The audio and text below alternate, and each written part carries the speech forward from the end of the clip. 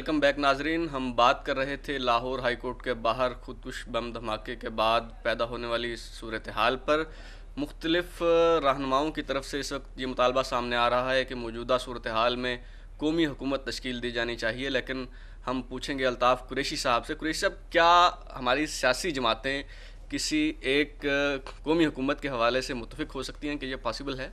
बिल्कुल, इसलिए कि उन्हीं सियासी जमातों ही की तरफ से सबसे पहले ये मुतालबा किया गया था, मुसलसल किया जा रहा है। इसलिए कि मसला इस वक्त ये नहीं है कि मुझे वजारत मिलती है और आपको नहीं मिलती, आपको मिलती है और मुझे नहीं मिलती है, डॉक्टर साहब को मिलती है तो आपको और मुझे नहीं मिलती। मसला इस वक्त ये है कि इस वक्त पाकिस्तान और पाकिस्तान की कौम जो है, जिस एक फंस गया एक गर्दाब के अंदर, इस एक भंवर के अंदर, उसमें से हमने निकलना कैसे है। और जाहिर सी बात है कि सियासी जमातें इस पर बहुत ज़्यादा मुतफक्किर हैं और उनको होना भी चाहिए। इसलिए कि जैसे कि आसिफ अली जरदारी साहब ने भी कहा, बिलावल भुट्टो ने भी कहा, और उससे पहले मोहतरमा कहती रही हैं, और दूसरे काजी हुसैन अहमद साहब ने ये कहा, मियाँ नवाज शरीफ साहब ने यही बात कही, इमरान खान साहब ने, फजल रहमान साहब ने, सब ने एक बात पर कहा कि पाकिस्तान है तो सियासत है और हम भी हैं।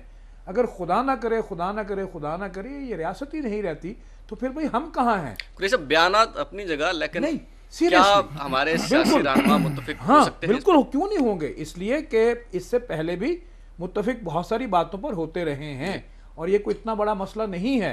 ये इस वक्त मुल्क की सालमियत का, इसको बचाने का मसला है। और तमाम, और एक बात मैं आपसे अर्ज़ करूं कि हमारे जितने सियासी जमातों के रहनुमा हैं वो दुनिया के बड़े बड़े सियासतदानों के मुकाबले के सियासतदान हैं। उनके पास फ़िक्र है, उनके पास तदब्बुर है, उनके पास हिकमत है, उनके पास दानिश मौजूद है, उनके पास इल्म भी है। वो कैसे हुकूमतें चलाई जाती हैं, रियासतों को कैसे चलाया जा सकता है, ये वो जानते हैं। इसलिए कि वो सियासी जमातें चला रहे हैं, बड़ी बड़ी सियासी जमातें चला रहे हैं। तो जब ये तमाम सियासतदान मिलकर बैठेंगे, सर जोड़ेंगे, तो कोई ना कोई उसका रास्ता ज़रूर निकल आएगा। और मैं समझता हूँ कि इस वक्त की जो ज़रूरत है सबसे ज़्यादा वो इसी बात पे है कि मुतफ़िक़ अलैह कोई ऐसी हुकूमत बनाई जाए जो यहाँ पर कायम हो।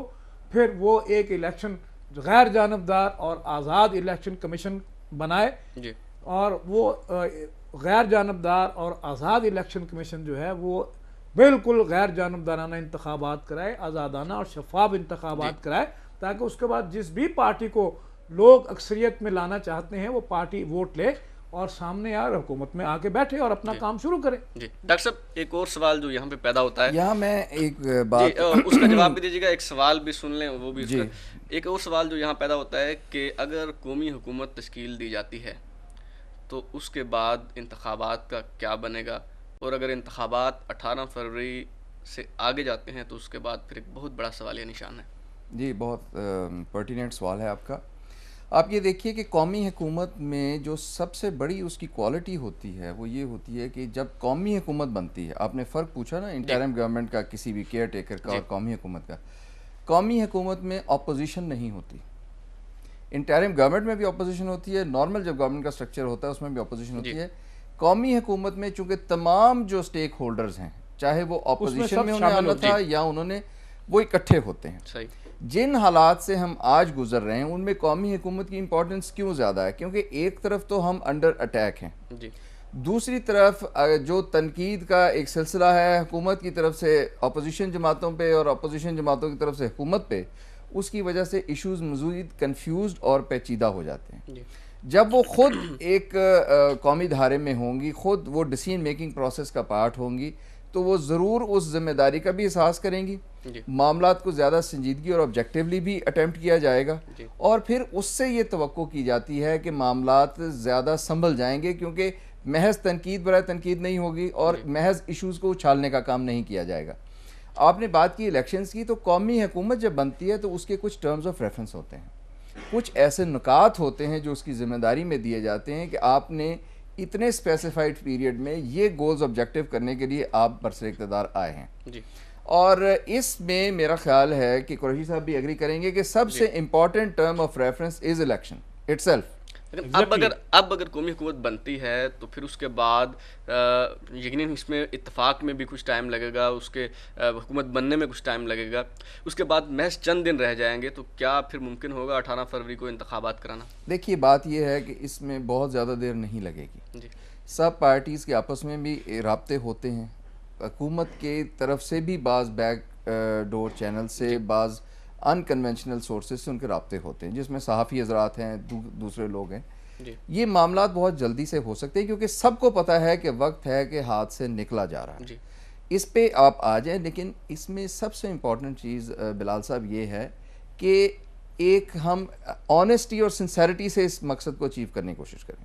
सही। देखें, हुकूमतें भी बनती हैं, इंटरिम गवर्नमेंट्स भी बनती हैं, लेकिन साथ ही साथ उनके हर चीज़ के ऊपर सवालिया निशान भी लगते जाते हैं।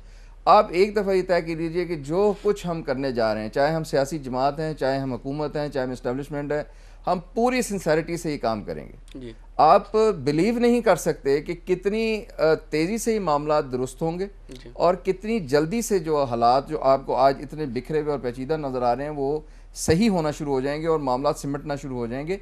और इसमें जैसे कुरैशी साहब ने कहा कि सबसे पहले ये है कि जो इलेक्शन के इमीडिएट इशूज़ हैं, जैसे इलेक्शन कमीशन का इशू है, उसको एड्रेस किया जाए, तमाम मामला सीधे किए जाएँ। तमाम पार्टीज़ बराबर हैं, गवर्नमेंट में बैठी हैं, जब इलेक्शंस हो जाएंगे उनमें से ना कोई धांधली का इल्ज़ाम लगाने वाला होगा, ना कोई धांधली का शिकार होने वाला होगा।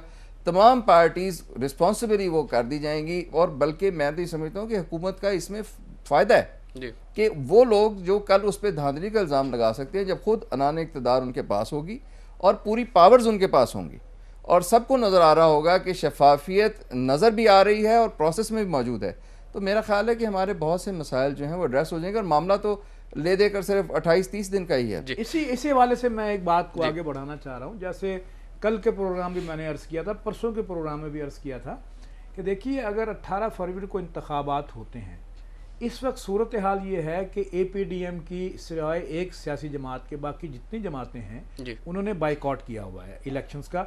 इसका मतलब ये है कि वो इलेक्शन प्रोसेस ही से बाहर हैं। सही। भाई, उनका क्या कसूर है?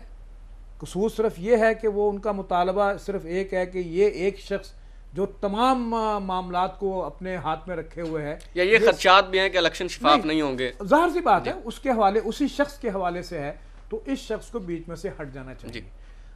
तो सवाल ये पैदा होता है कि अगर इंतखाबात होते हैं तो वो जमातें जो उस इंतखाब में हिस्सा नहीं ले रही हैं, तो जो भी जमातें कल को जीतेंगी, हुकूमत बनाएंगी, तो जो इंतखाब से बाहर थी भाई वो तो फिर शोर मचाएंगी और फिर जो हारेंगी इलेक्शन वो उनके साथ मिल जाएंगी और एक और तहरीक का आगाज हो जाएगा। तो मसला इस वक्त ये है, और अगर इंतखाबात 18 फरवरी को ऐसी ही सूरत हाल में नहीं होते हैं तो भी एक नई तहरीक का आगाज होता है। तो इस सब कुछ को रोकने के लिए मैंने जो पहले तजवीज़ अर्ज की थी कि सदर परवेज़ मुशर्रफ साहब को अब वाकई पाकिस्तान के बारे में सोचना चाहिए, और हम हाथ बांध के उनसे अर्ज करते हैं कि कौम की जो ख्वाहिश है उसको वो पूरा करें और अपनी ज़ात को पाकिस्तान के साथ जोड़े नहीं, नथी इस तरह से ना करें कि लाज़िम मलज़ूम हो जाए। अगर वो पीछे एक कदम पीछे हट जाते हैं तो उनके लिए वाह वाह हमेशा रहेगी। तो उसके बाद नतीजा ये उसका होगा कि जो गवर्नमेंट कौमी नेशनल कंसेंसस की गवर्नमेंट जो बनेगी वो बेहतर तौर पर इस मुल्क को चला सकेगी, और इंतखाबात नए इलेक्शन कमीशन, गैर जानबदार और आज़ाद इलेक्शन कमीशन के तहत जब होंगे तो फिर किसी को कोई एतराज़ नहीं होगा और तमाम सियासी जमातें जो हैं उसमें हिस्सा ले पाएंगी। जी कुरैशी साहब, इस पे भी हम बात करेंगे। एक और जो सवाल मैं उठाना चाह रहा हूँ कि सुबह यकम मुहर्रमुल हराम है और ये महीना वैसे तो बड़ा मुतबर्रक और बड़ा हमारे लिए जो है वो पाकीज़ा है, लेकिन बदकिस्मती से ऐसे मौके पे दुश्मन भी ताक में बैठा होता है और नाजायज़ फ़ायदा उठाने की कोशिश की जाती है। और माजी में भी कुछ ऐसा, हमारा माजी कुछ शानदार नहीं है, उसमें दहशतगर्दी की वारदातें इस महीने के अंदर होती रही हैं, तो इसका आगाज़ ही एक खुदकुश हमले से हो रहा है। तो मुहर्रमुल हराम में अमन व अमान को यकीनी बनाने के लिए क्या इक़दाम किए जा सकते हैं? देखें, इक़दामात हुकूमत क्या कर सकती है? यही इक़दामात होंगे ना कि जी यहाँ हमने फोर्स बढ़ा दी है, यहाँ हमने रेंजर्स को भी बुला लिया अपनी सिविल गवर्नमेंट की उसके लिए मदद के लिए, हमने फ़ौज को भी डिप्लॉय कर दिया है, जो हसास मकामात हैं, जो शहर हैं उनमें सिविल गवर्नमेंट की हिदायत के ऊपर की रिक्वेस्ट के ऊपर, तो ये सब कुछ तो आप कर लेंगे, लेकिन मसला ये है कि क्या वो विल मौजूद है। असल बुनियादी बात उस विल की है। वो विल तभी होगी जब इस मुल्क के अंदर लोगों को ये एहसास होगा कि हाँ हमारे लोग जो हैं वो इस वक्त इक़्तिदार में बैठे हैं और वो मसाइल को हल कर सकते हैं। जी कुरैशी, वक्त हमारे पास कम है। डॉक्टर साहब एक सवाल आपसे करूंगा, मुख्तसर टाइम अगर आप इजाज़त दें तो मैं ये कुरैशी साहब वाली बात पे थोड़ा सा एक सवाल उस पर सिर्फ चंद फिक्रों में अगर आप जवाब दे सकें कि ये जो मुतालबा किया जा रहा है अपोजिशन जमातों की तरफ से कि सदर मुशर्रफ मुस्ताफ़ी हो जाएं, जब मुज़ाकरात होते हैं तो टेबल पर कुछ लोग कुछ दो की बुनियाद पे मामला तय पाए जाते हैं। अगर पहले से ये कह दिया जाए कि जी आप स्टेप डाउन हो जाएं और इस एक्सट्रीम लेवल पे जाके मुतालबा किया जाए, तो क्या ये मुतालबा तस्लीम करना मुमकिन होगा? देखें, पहले तो मैं बात वही करूँगा जो मुहर्रम के हवाले से आपने कहा कि अमन व अमान की जो पोजीशन है। देखिए, हमने अपनी कोताहियों से अमन व मुहर्रम को एक अजीबो गरीब फिनोमेना बना के रख दिया है और दुश्मन ज़रूर स्ट्राइक करेगा, लेकिन ये हमें जहन में रखना है कि आपकी जान जाए या मेरी जान जाए, दोनों सूरतों में दुश्मन का फ़ायदा है, नुकसान हमारा है। इसलिए हम दुश्मन की किसी भी चाल को कामयाब ना होने दें कि ये आपने मुझ पर हमला कराया, ये किसी और ने हमला कराया, और इस बात को सोच कर आपस में तफरीक ना पैदा होने दें। दूसरी बात, जो आप ये इस्तीफ़े की बात कर रहे हैं, तो नेगोशिएशंस का एक और भी असूल है कि मैक्सिमम डिमांड की जाए ताकि उसमें जब घटते घटते अगर नेगोशिएशन पे बात हो तो वहाँ पे आए जो आप चाह रहे हैं, जो एक्सेप्टेबल हो सकता है। ये तो शायद सब हम जानते हैं कि वो आज तो इस्तीफ़ा नहीं देंगे, लेकिन कोई ऐसे मामलात हो सकते हैं कि वो कोई टाइमलाइन हो सकती है, कोई टर्म्स उसमें तय की जा सकती हैं जिससे वो भी जो है कंफर्टेबल ये हो सकता है कि जब मुज़ाकरात की मेज़ पे अपोजिशन जमातें बैठें तो कुछ मुतालबात वो अपने मनवा लें, और हो सकता है शायद इस मुतालबे से अपोजिशन जमातें दस्तबरदार हो जाएं। नहीं, दस्तबरदार नहीं, लेकिन इस पे कुछ न कुछ ऐसे मामलात देखिए, सदर ममलिकत भी पाकिस्तान का एक हिस्सा है, पाकिस्तानी है, वो 8 साल हुकूमत में भी रहे हैं।